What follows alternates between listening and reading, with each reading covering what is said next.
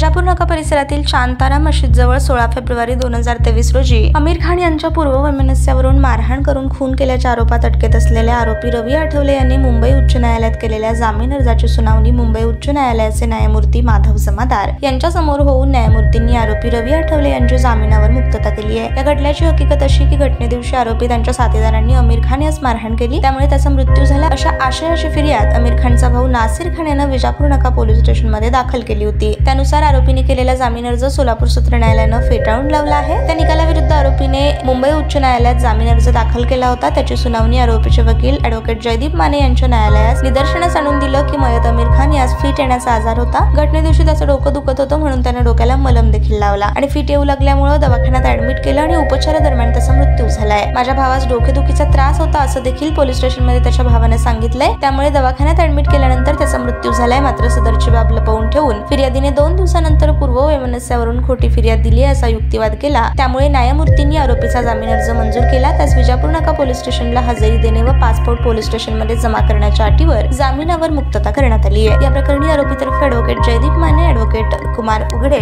यांनी तर सरकारतर्फे ॲडव्होकेट श्रीमती SS कौशिक यांनी काम पाहिलं।